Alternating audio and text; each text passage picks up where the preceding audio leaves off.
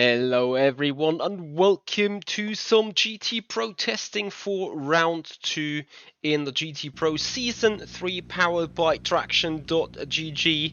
And well, it is nighttime. It's pitch black night here at Spa-Francorchamps, which means headlights on and out we go out of pit row in the Audi R8 LMS GT3 car. The race to take place here at Spa-Francorchamps, starting into the night we go. And well, I welcome you guys a lot to this stream, and hope you guys doing alright, as we are, well, trying to find out how does the Audi perform here at Spa. How good do we see in the middle of the night? I gotta say, usually I'm not too happy with the headlights here on rFactor 2. Like, imagine you turn them off, I'm like, oh my god, where am I going? But honestly, those GT3 cars lately they got pretty good headlights. I'm not quite sure whether you would see that good with an LMP2 car, to be honest, but we may find out in the Virtual Endurance Championship, depending on the starting time and everything, later this year. But for now, we only care about the performance of the Audi GT3. It's the first couple of laps, so we need to certainly find into a rhythm. We need to see how the car performs. We need to see how we can chain the corners. I gotta admit though, every single time I'm starting driving in the middle of the night, I feel of kind of lacking some pace there. You know, as in not being able to 100% see the apex, not really anticipating the car's behavior to attack the exit, not the apex, well both, actually goes for both exit and apex. So that's how I feel in the darkness at times. If we come from daytime into nighttime, I don't have a big issue with the transition. But, you know, starting testing on scratch and kind of learning the track with no preparation whatsoever, I may be a little bit off, to be honest. But, well, we will see how this goes. We will see how the Audi performs. We are on long run fuel, that's for sure. And we're certainly interested to see about the long run balance. Pan, Yappa, Lloyd, McKellar and Arcturus welcome you guys for tonight on the stream here. Hope you're gonna enjoy it. Hope you guys gonna enjoy your time.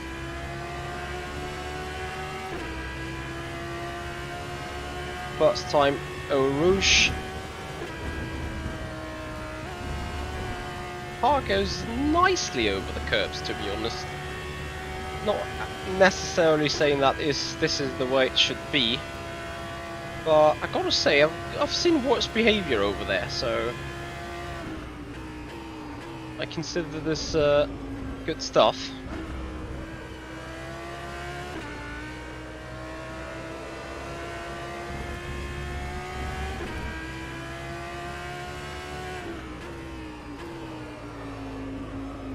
Gotta say, loving Spa-Francorchamps and rFactor 2, like, it's one of the most fun track to drive on. Got awesome rhythm, got awesome 3D models, got great feeling all around. Got some interesting curves, like if you touch the outside too wide out of Pujon here, in the middle of Pujon, then the car kinda, you know, starts bouncing a little up and back and forth, which will cost you lap time performance. So certainly a proper 3D model here on the track. Just in general, it just feels awesome when you nail one of the flying laps around Spa, so it's amazing, I gotta say. And also, I think it's the first night race in GT Pro's, not even season 3, I think, like for any season. I think we haven't had a night race here yet.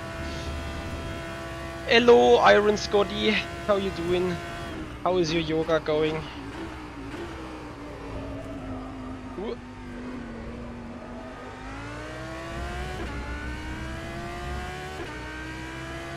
Yeah, John Duncan, I can agree. Absolutely love it.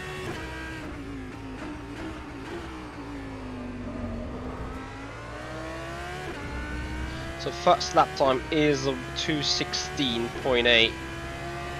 Let's try getting a Rouge away without touching the curb too hard on the inside. Well, F with the gears.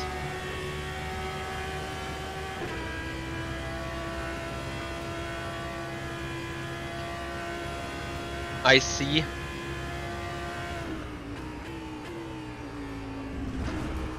Effectively, one could say I'm doing yoga right now as well. It's like, you know, being in total balance. Being in the zone. Just focused on the job.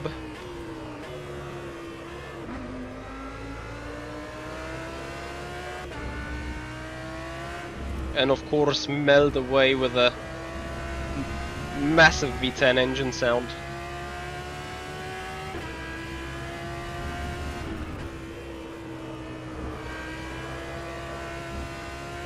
Just lovely.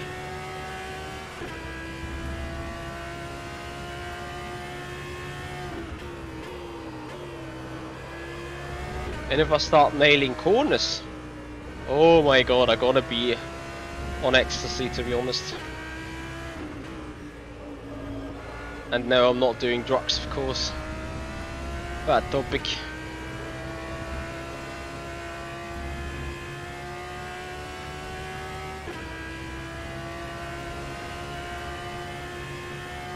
What led me to pick the Audi? At the time I was picking, it was the best car apart from the Bentley 17, I believe. And well, I don't want to have a right-hand drive in a GT3, so I was like, okay, Audi it is.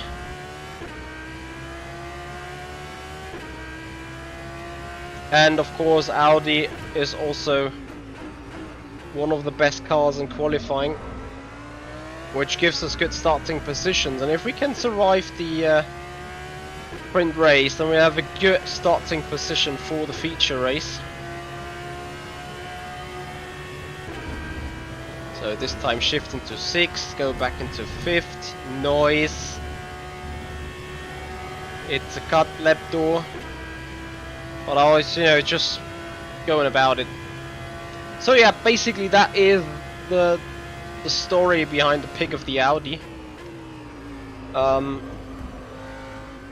Audi is interesting to drive though, as you can see it now starts oversteering like a mad piece of, well, feel free to put any vocabulary you know.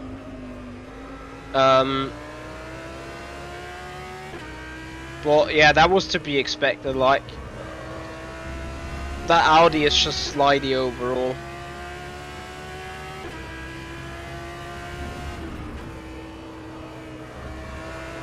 Well, effectively, it doesn't necessarily need to be a bad thing, you know. I mean, at least you don't start to understeer like in the McLaren 720S. I think the BMW may be quite good and strong here, to be honest. And yeah, this is the thing though that we're witnessing right now. You need to master the Audi over the course of a stint. Certainly the setup I went with for now is very, very aggressive. Like, it really goes for lap time performance. It could potentially be though that we need to go a little bit more conservative, a little bit more into the safe way. But yeah, that is why we're doing testing, that is why we're here, that is part of today's task in the stream. So while you guys enjoy a little bit of talk show and a little bit of driving, Michi's also gonna do the brain and data job and have a closer look into the files, into the lap times, into the car telemetry after this testing. Because despite you may just see, oh, this guy is just going around in circles, those circles have a value. It's not like we're just testing or driving on a specific track for whatever reason, because we just want to.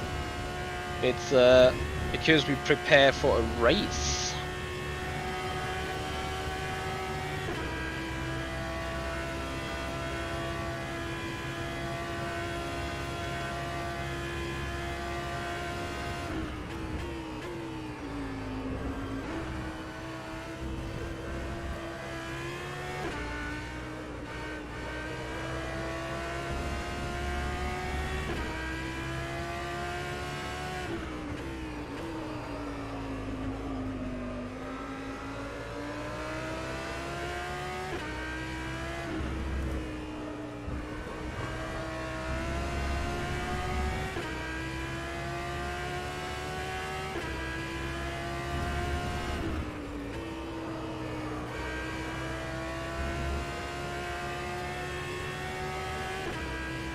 Seems like I'm still picking up some speed.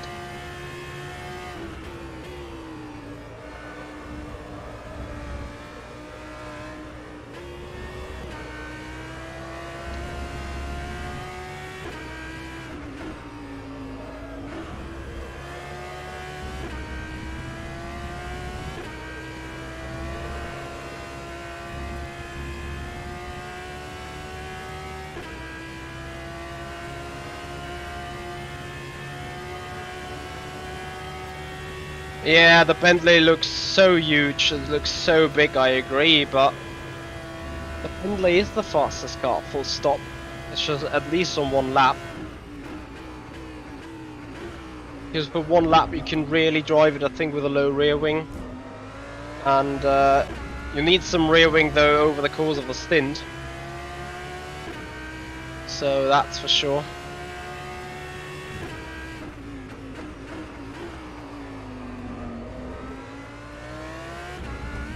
So clearly Bentley is the fastest car on one lap. Oh, if. Why do we grind on the exit of turn 1?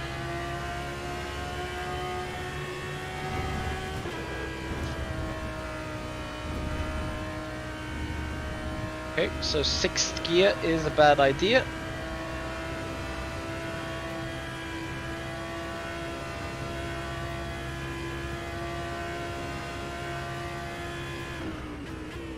John, I gotta be honest, I'd usually be 100% Mercedes guy, but the Mercedes by far the most difficult car to tune in, set up and drive than here on rFactor 2, and beyond that, not even quick.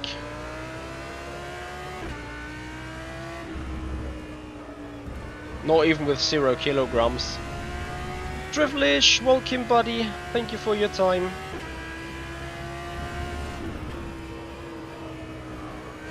So guys, a quick outview on what is going on this week. We may potentially have another stream on Thursday.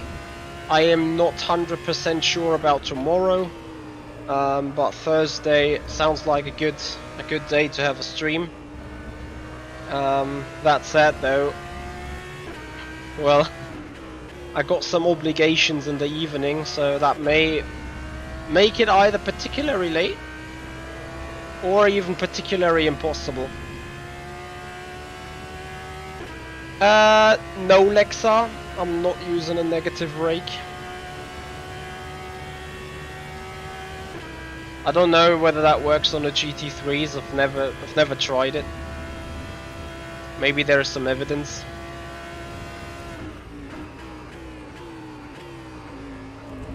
For now I'm just trying to get along with the car fairly decent so far. I wanted to stay into the 16s, but if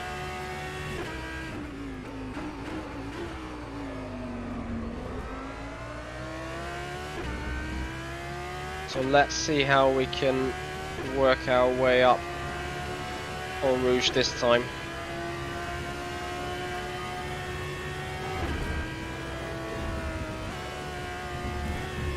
With a cut track. Nice.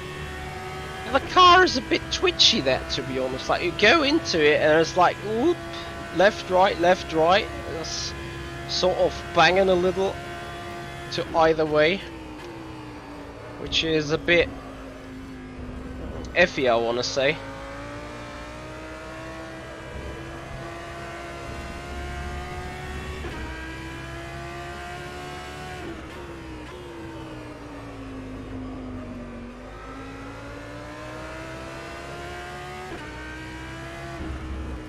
first sector looked brilliant, to be honest. I mean, car gets lighter now, that's for sure. But yeah, besides Thursday's stream plan, certainly guys, note down Sunday 8:30 p.m. and Monday 7:15 p.m. There we will be live on Sunday with the Formula Sim Racing Round 2 at Portugal, and on Monday of course with the GT Pro Season 3 Round 2 at Spa in the middle of the night. So you guys will see fancy headlights and fancy brake lights and rear lights. We'll see all kind of that stuff. So if you do appreciate the sim racing stuff, please make sure you follow up on Twitch and subscribe to the YouTube channel. We're missing 6 more subscribers on YouTube to hit 3,900. So that would be mega if we could get this done that week, as we sadly failed in the 1,000 miles of Sebring.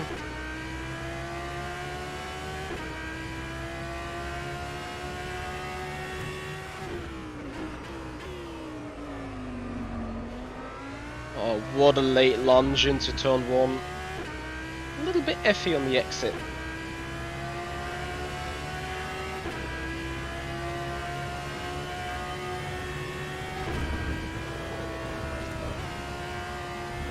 As you can see, the car's between, you know, braking out and wanting to spin, so I have to counter steer.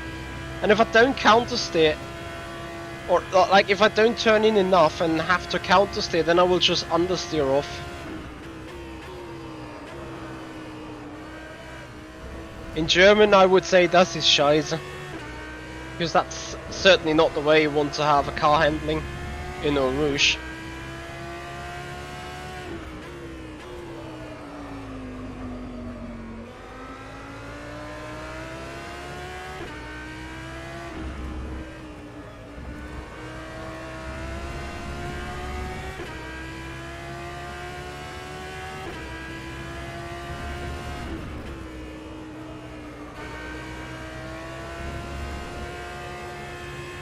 Wow, you see the car just sliding down Eau Rouge in 4th gear.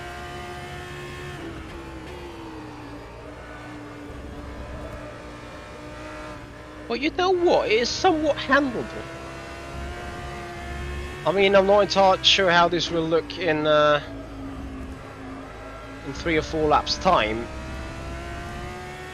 But so far, like, the feature race should have, the sprint race should have been already done after 7 laps.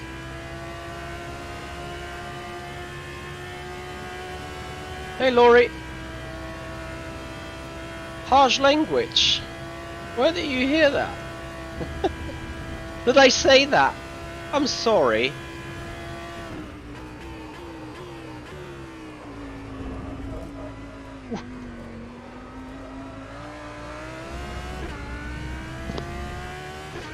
Yeah, das ist scheiße. Bad German language. So hence you don't want to use it. Ach, F. S-C-H-E-I-S-S-E.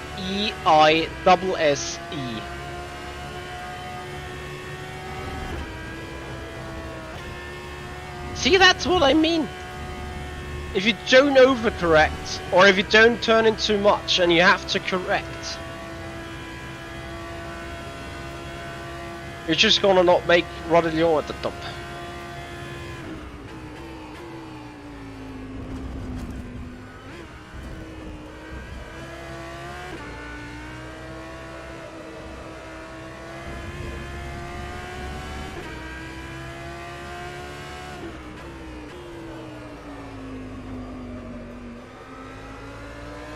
Yes, difficult, because German is also a difficult language. Oh! Going too hard over no-name corner there, really.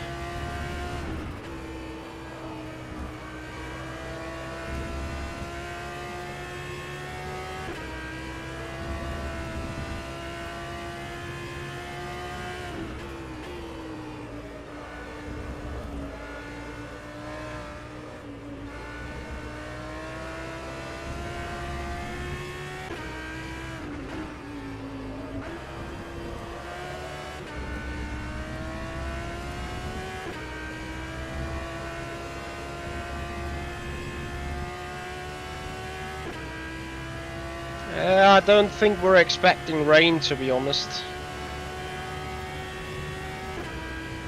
But yeah, I mean, what if rain comes in?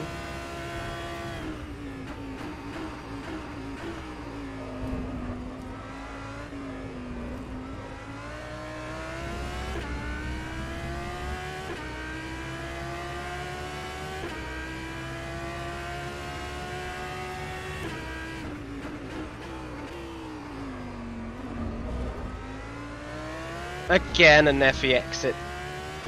I need to really slow a bit more down, pinch into turn 1, wait a little bit further, because you know, now we're coming down Eau Rouge, and I turn in, now I have to correct, that's how I make Radillon at the top, but look at the delta. There is no momentum whatsoever.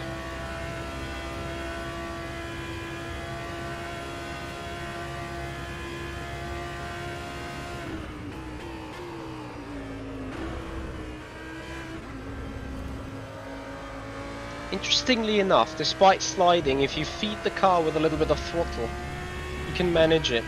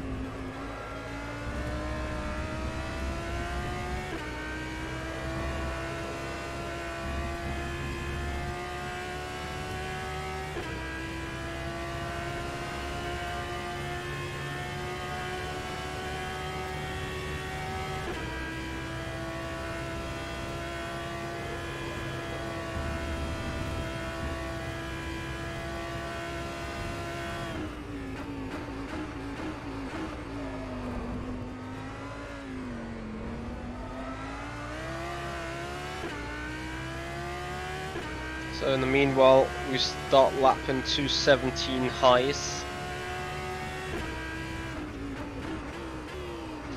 Well, that is the opposite of, well, not the opposite, but I've just simply overdone it. Oh. So let's try to carry the momentum.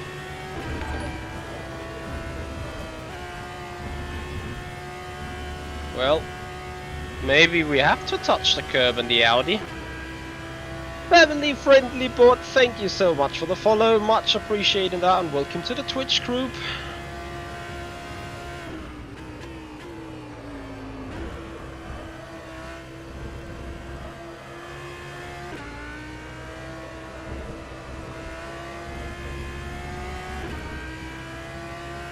Yes, it's indeed gonna be a spooky night race. But I'm gonna look forward to it. It is a challenge, it is something totally different. Oh no.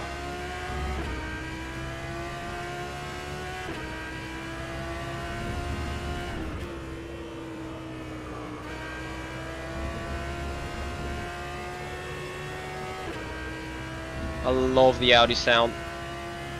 Yeah, this is one of my practice sessions. Certainly not gonna be the sole one, but it's gonna be, well, it is an important one since, you know,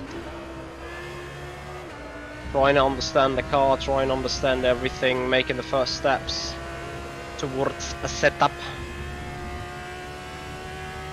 checking track limits, quite frankly.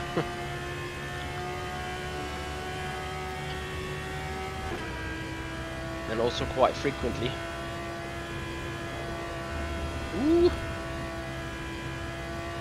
Hit the bus stop late on the brakes.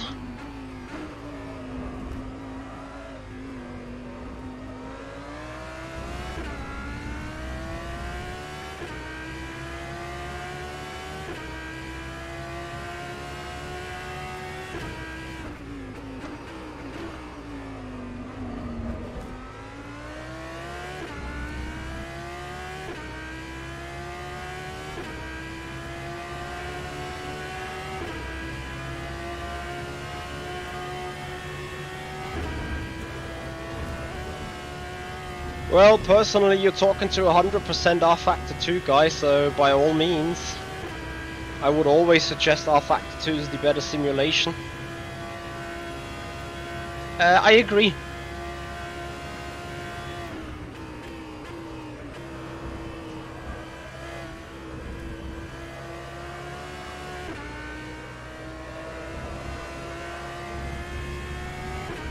I also believe that rFactor 2 isn't as, you know, as effy on the tires, I want to say. Like, to me, the Assetto Corsa tire model is like really weird and also a bit dumb, to be honest. Oh my goodness me. Nearly track limits. And yes, not even speaking about the curbs there. There was once an Assetto Corsa conversion of the Spa-Francorchamps track, and my goodness me, the curbs have been a pain in the butt here on rFactor 2 on that track. Like, really. Literally one of the worst curb experience I ever drove on. Meanwhile, I'm starting to do a Krappalappa. I costed myself a 17 here. That was clearly in the books. Clearly.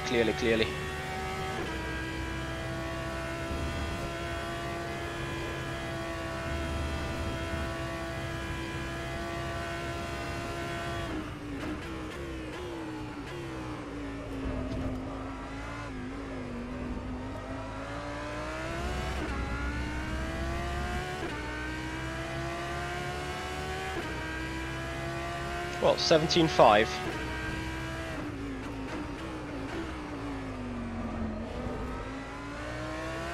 Finally, that's what I consider an okay-ish turn one.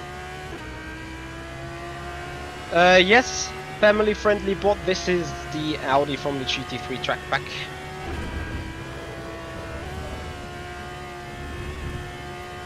That's not really the way I want to enjoy Eau Rouge all the time, but well, it is what it is. Hello, Captain Perkel. Yes, I am very much aware of this. Personally, I'm obviously not speaking too loud about a BOP, but I could understand if other people speak up and want some.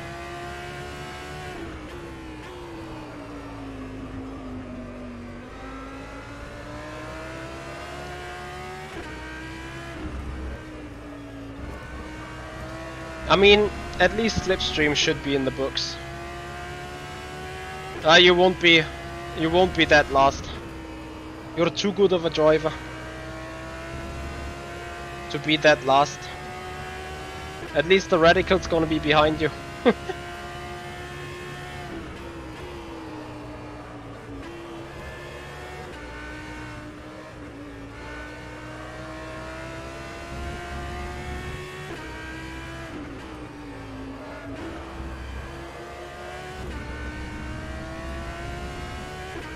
Well, not as effy as last lap around, but certainly not perfect.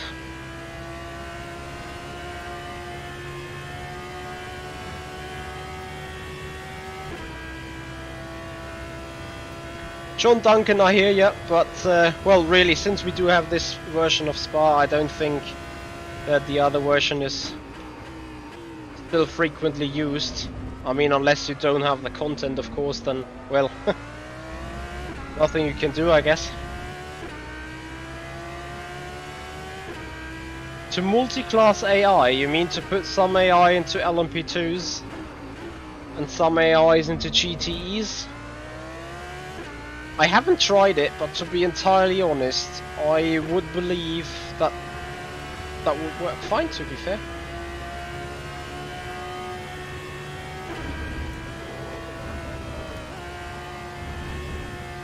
What the grind of the curb here into Eau Rouge.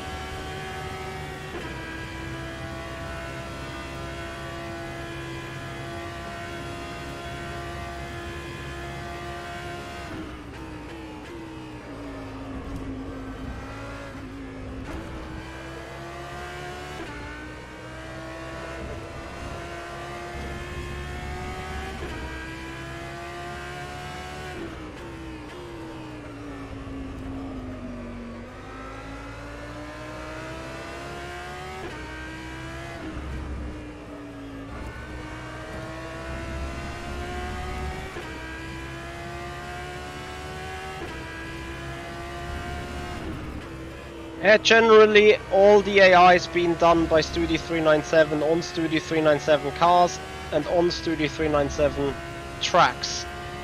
They work, well, not flawless of course, but they work pretty nice in general, I gotta say.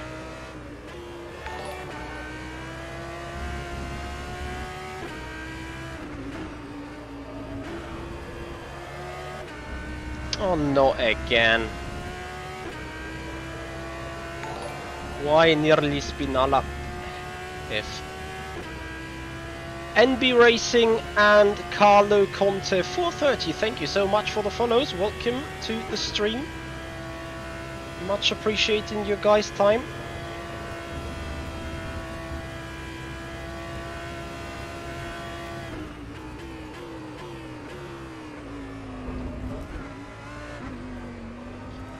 Also, if you do enjoy sim racing, please give us a reaching hand on our YouTube channel. We're trying to reach 3,900 subscribers, and we are just missing 6 more subscriptions on the YouTube channel to hit the magic 3.9k.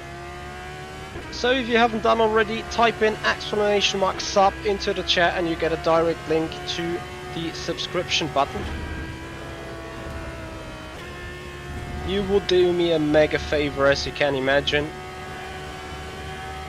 as I'm doing you a mega favor with streaming. Yeah, no, that was cringy. Too good a mood right now. Rather enjoy that than having me rage about something, whatever that is. Could happen as well on those streams, of course.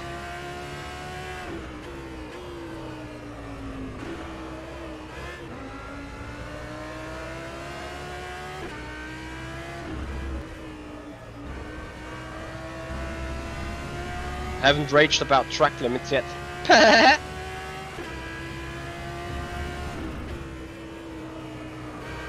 The Spa app quite picked up some already, so big F to that.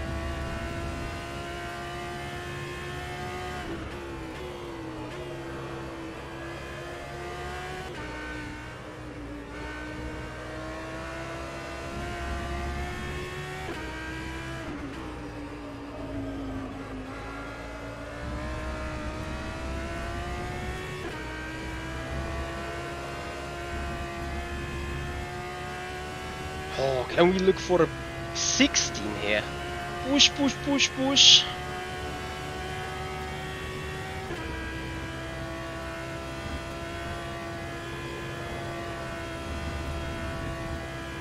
Oh, this is probably tight. Need to probably send it into the bus stop. I did so. F. Would have not worked out regardless. A low 17 though.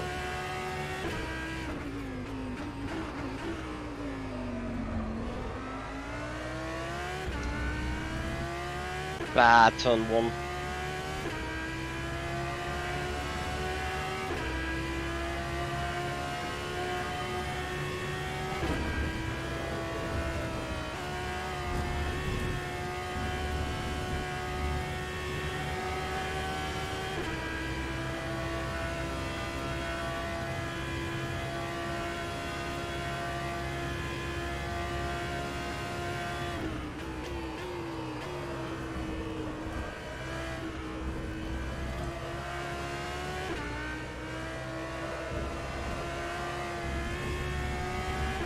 Looking goodie.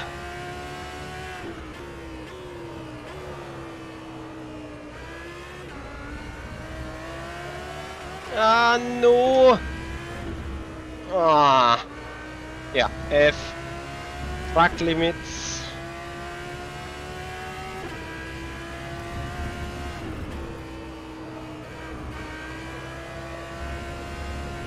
And now I hit that bump I was talking about earlier on into Puhon. If you just go that little bit too wide, you drop down a little cliff and you grind with the chassis on the big wide curb, losing valuable time.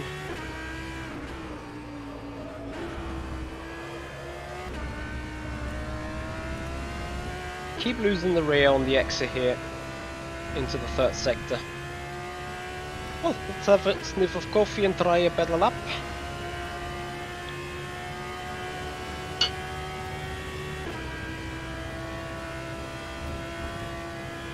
I gotta say, I love the sound of this GT3 car.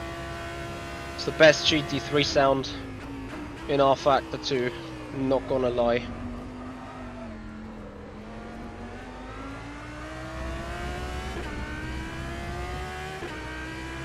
It's like really enjoyable.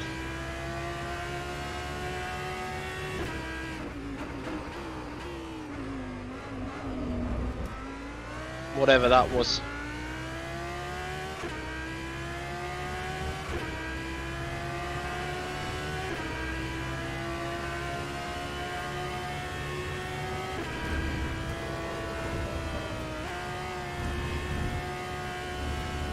Hello, Boom! Yes, certainly agree on that. Like, really, it's better than any other sound in the GT3s, to be honest.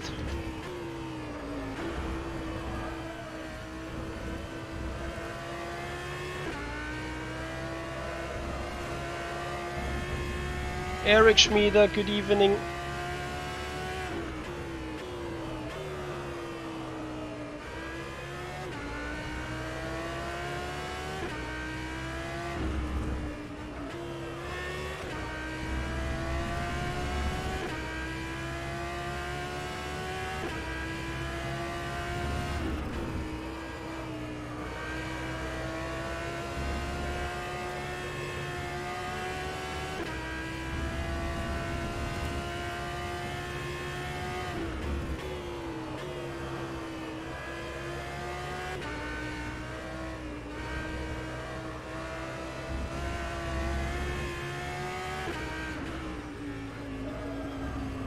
So, last couple of laps, 2 or 3 laps to go, then the fuel tank is empty.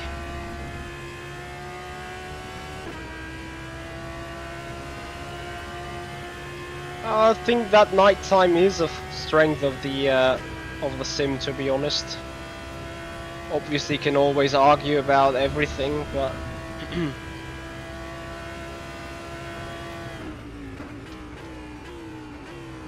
I think it's enjoyable to have for once a nighttime race. Something out of the, not like out of the books, you know.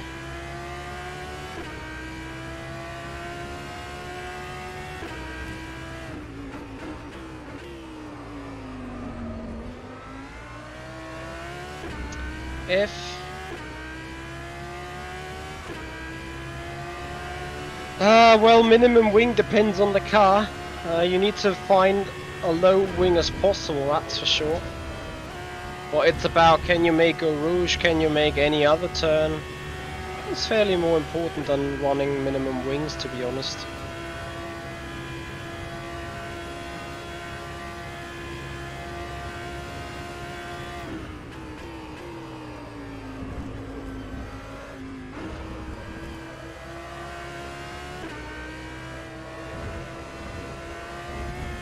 That is too far, yeah. Cut track!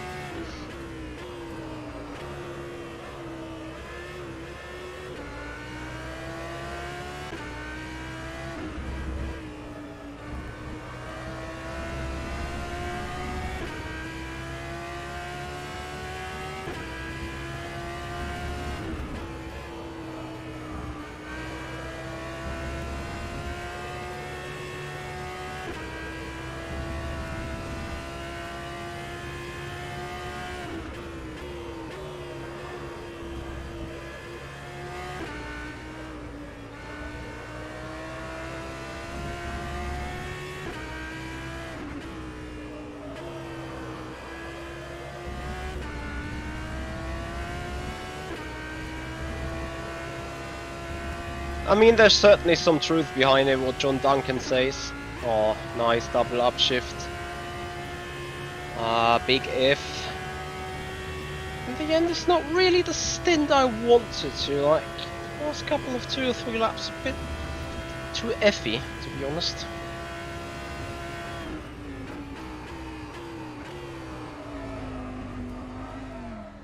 Like, see, Effie.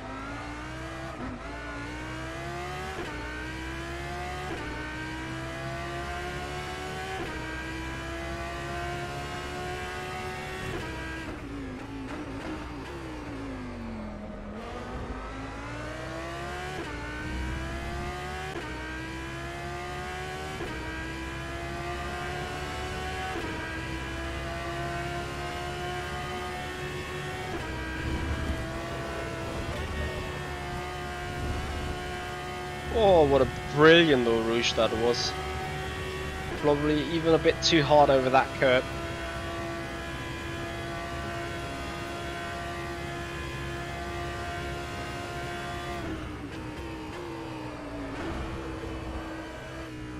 Can't remember how many laps did we last year or last season. Was it 22?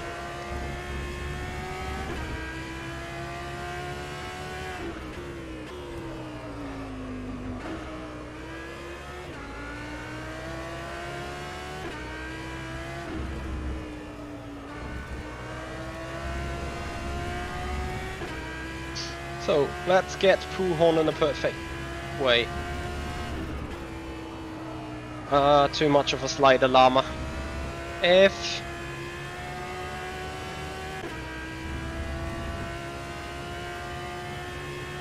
oh, Lexa, that is an interesting question. Do we think that Mercedes was sandbagging? I doubt it.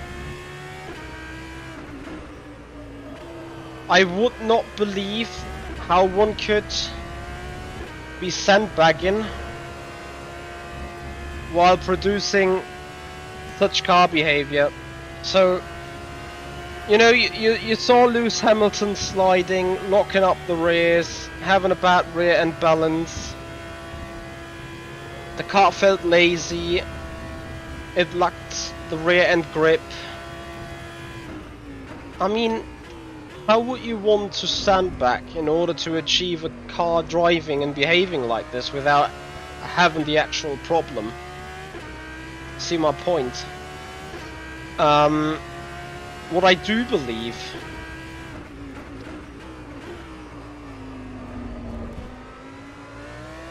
we have seen Lewis Hamilton's lap time with the C5 tyre being 1 second off the pace from Max Verstappen with a C4 tyre. Gonna tell you something. If Verstappen had fuel load X and Mercedes at surely 50, 60 kilograms on top of that, I do believe that Red Bull is certainly close. In race pace, I could even believe the Red Bull to have the upper edge over the Mercedes. But I think Mercedes is smart enough to play the long-term game, you know.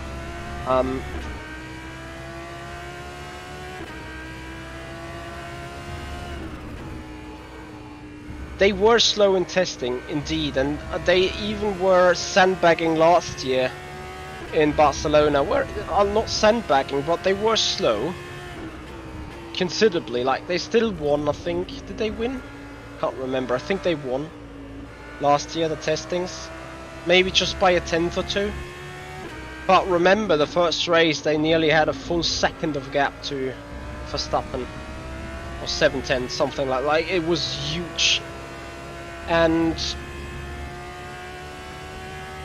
whenever you have seen people talking about Mercedes, like, you know, all the media is about, oh, how bad is Mercedes? How bad is Mercedes struggling and whatnot?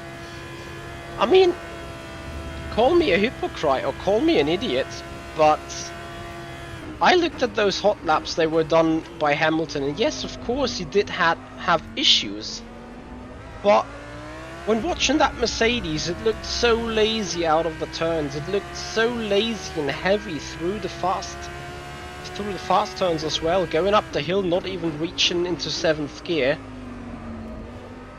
You know, I clearly got the impression that they were heavy, and like not heavy, but considerably heavy. I do not think that they have by far built the fastest car. Because of the rule changes. I'm gonna explain that in a couple of seconds. Or a couple of minutes. Yes, exactly. 59 burst says exactly that. They will sort it out and be on top, because arguably they have been very smart, because what they did now, they did now have the 3 days of testing, of pre-season testing, but different than any other team. They just booked their filming day into Bahrain, and I think it was today, if I'm not mistaken. And on filming day, I believe you are allowed to turn up to 100 kilometers on driving distance while going around the track in full speed or whatever speed in order to make the car look good and whatnot. Which effectively means I do think that they gathered a lot of data on Friday and Saturday, and I would not be surprised. You know what? It wouldn't be Mercedes if they turn around with new parts on the car on Tuesday. Well, today, test them and evaluate their performance on media day. You know, it would not be Mercedes if they wouldn't do that.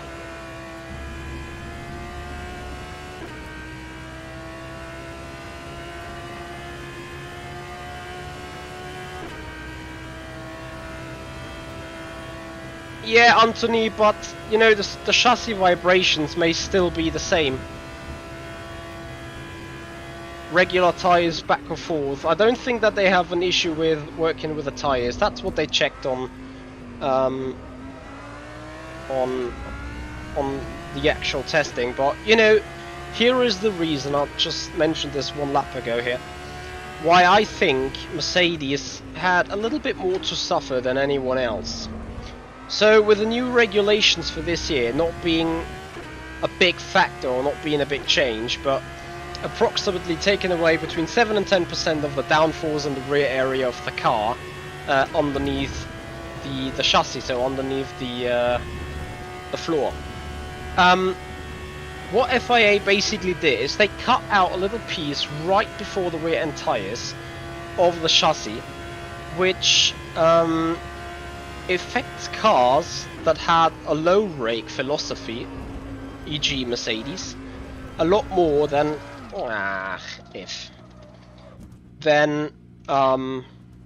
Red Bull. So since we're just crashed, let me get probably, well, it is a wrong model, but basically, you know what? Let me just change the camera real quick. It will F up everything else, but that's gonna be fine. Right. Let me see on the scene. Nice. What you can see at the top, I'm gonna move this even better, is, well, you can see a Ferrari model, and what it got is a nice little rake. So to make this a little bit more drastic, so I'm gonna zoom in a bit. Oh, you guys can see loads of stuff of my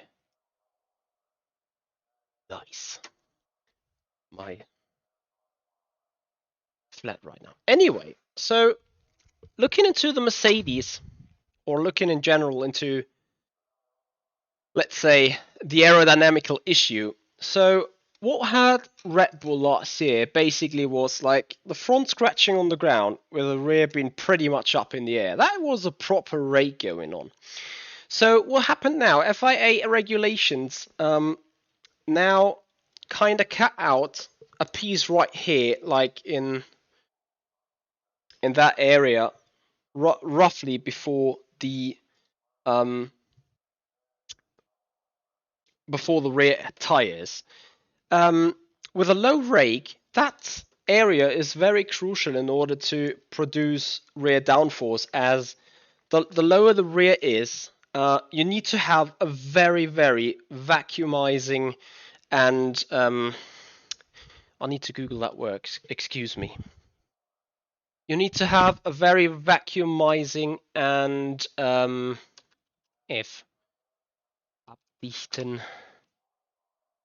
vacuumizing and sealing. Yeah. So plugging a leak, or yeah, you need to have a very sealing chassis. You need to have a very sealing floor in order to keep the airflow below the rake, below the chassis, to produce the downforce here at the front. Because effectively the diffuser, interestingly, takes, I think, up to 30% of the rear downforce, which in hindsight means high rake is nothing else than just having a different philosophy and trying to seal the floor by not allowing too much air at the front anyway. That means, though, a little bit more drag, a little bit more efficiency on the rear wing. So that is what Red Bull's philosophy was. That is also what I think Racing Point's philosophy was. And effectively also AlphaTauri's philosophy. So to me, it's not a surprise at all that AlphaTauri and Red Bull have been to be seen at the front of the testing due to the fact that they were using their high rake. However, Mercedes, and also interestingly Aston Martin, and I have no idea why they did that, they went further down below. So they had the low rake variants. And what they did effectively was, they bunched up their rear, so they made the rear a lot more tight around the engine cover, trying to get the airflow more to the rear wing, therefore, making up for the loss of downforce produced by the underwear, and no, not underwear, by the floor.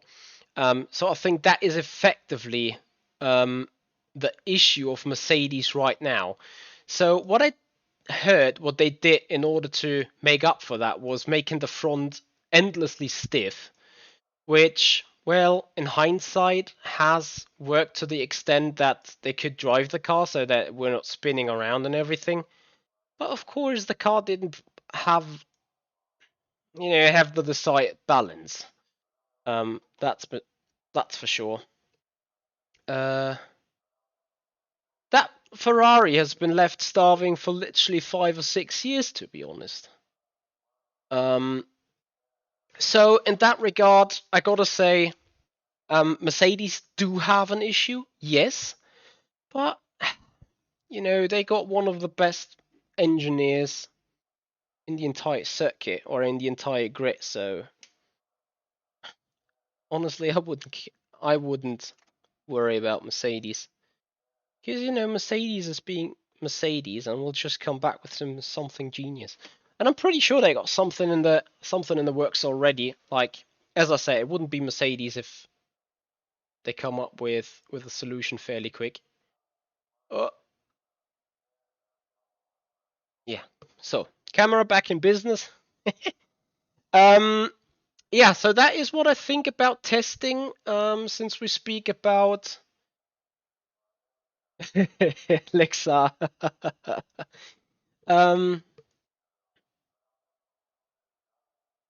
Well, John Duncan, the problem is presumably the small change of regulations hit Mercedes harder since they had the low rake philosophy. And, well, effectively, that's...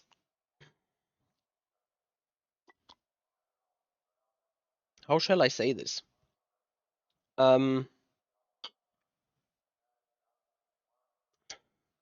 It hit Mercedes surely harder than it did hit Red Bull or any other team that runs a high rake, that's for sure.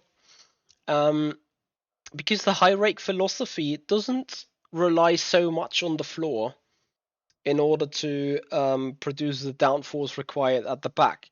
That said, I mean, you guys have seen last year's Mercedes. Like, honestly, at Spa, let's talk about fungus. The chicane between Pujon and into Sector 3, they took that in qualifying in 6th gear, flat out, and it felt like even the engine wasn't powerful enough to unsettle the rear at 250 kph exit speed. That was just how massive the rear end was working.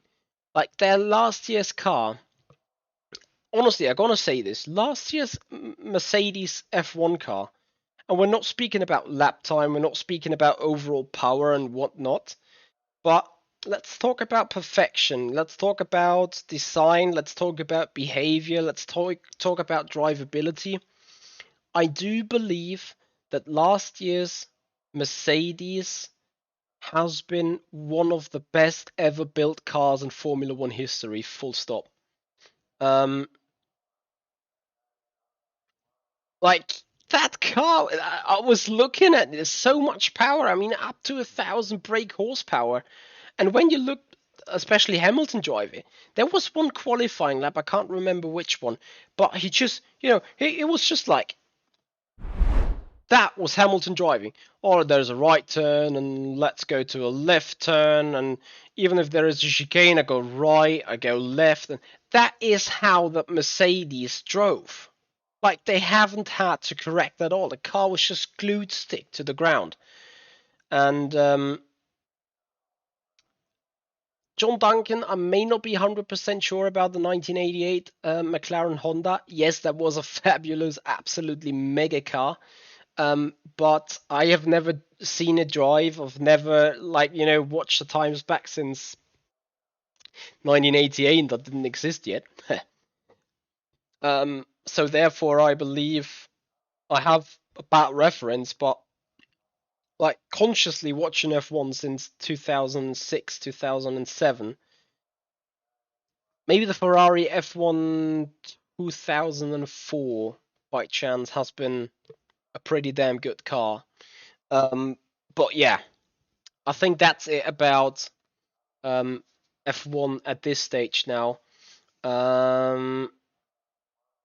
Yes, 100% John Duncan. I mean, looking to drive, or just watching the Mercedes drive has been just sick, like so phenomenally good last year. So yeah, as a Mercedes fan, of course, I do have some, well, not doubts, but of course I was watching this a bit and was like, okay. But yeah, at the end of the day, once again, I do have full trust into Mercedes. Like, this team, like, starting with Toto Wolff, each of his reactions in the past 6 years, while being in command for whatever scenery, just tells the full story behind that full team. Like, there is this saying, a fish always stinks from the head. That has usually been used to describe a situation that is fairly bad in either a company or a team or whatever.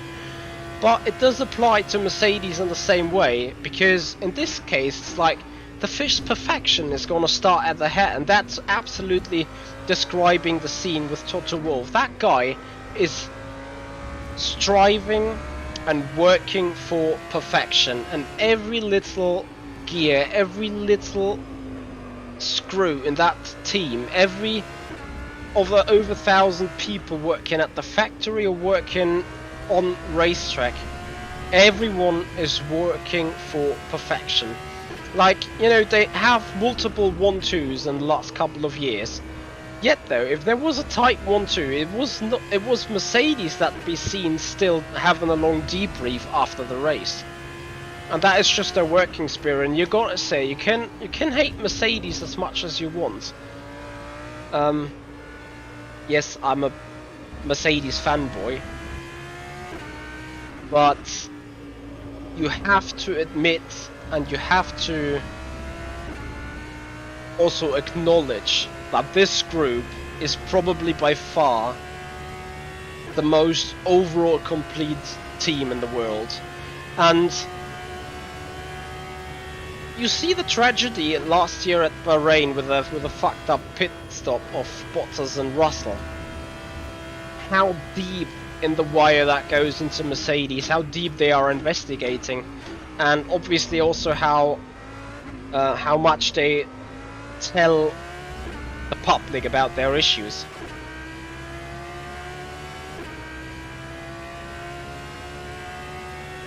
There's a very good point what you raised there with Shortot and Ross Brawn, and yes, of course, Ross Brawn and Shortot as a combo, as a duo, have done outstanding work back then at Ferrari. There's no way around that.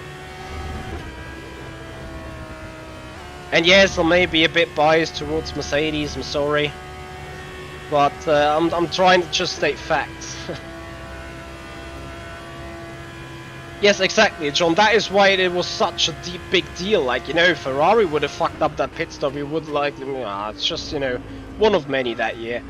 But the overall perfection robot machine, Mercedes, has done a rare mistake that wasn't to be seen in the earlier days at all.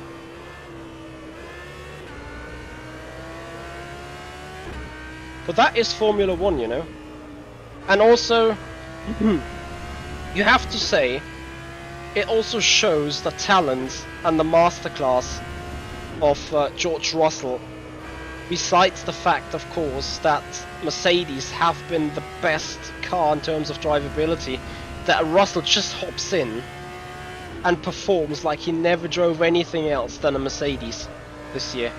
That was mind-blowing. I mean, due to Corona, we've seen many things. We've seen Hülkenberg being reactivated and doing a fairly properly job, not gonna lie. But to see Russell just jump into the Mercedes and dominate Bottas, like really dominate on him. Wow, like the guy is the next Max Verstappen. We can enjoy ourselves with masterclass battles between Russell and Verstappen in the future of Formula 1, including Leclerc as well. But that was impressive. Yeah, I've never felt so bad for a single driver. Like, to me that's of course absolutely random. In the meanwhile, I've done a push lap here, and I'm gonna do another one. But I've never felt so sorry for, you know, I say random driver because, you know, I do admire the work and the performance of Russell, but I'm no actual fan for him. Yeah, that's also the hunger of a young spirit, a guy full of spirit that wants to drive the Mercedes so bad, I'm pretty sure. So yeah, that is the story about what I think about F1. Also, what I believe, everyone is like slacking on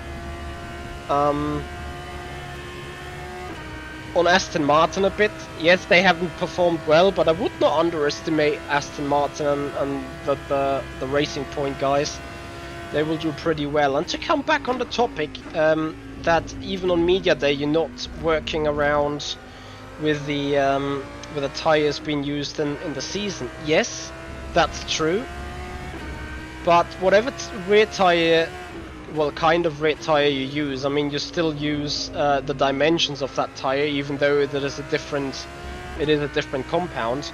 The problem that Mercedes was fighting, I think, wasn't really tire performance. I think they are fighting an aerodynamical balance issue, and in order to eliminate that, you don't have to rely on the tire compound as long as the dimensions of the tire will be the same, and I'm pretty sure that will be the same at least. So Mercedes have another 100-kilometer possibility to test new parts, test a different philosophy on a setup, and at least get some data. And really, it just takes 2 or 3 laps to get them.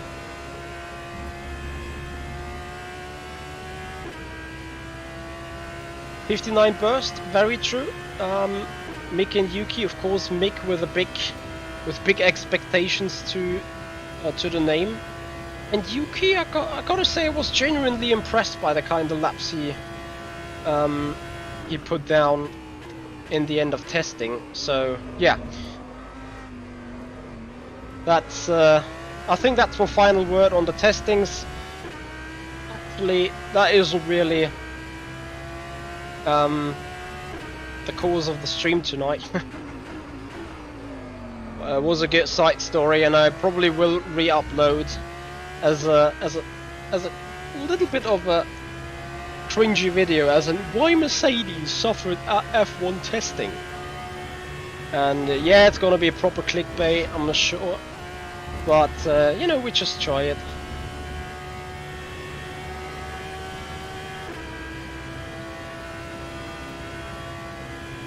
Alright, next up, have a good night, have a good one. See you there, buddy. Thanks for joining.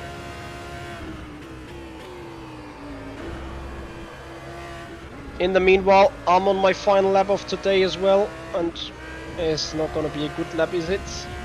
Oh! I would have expected massive time loss here.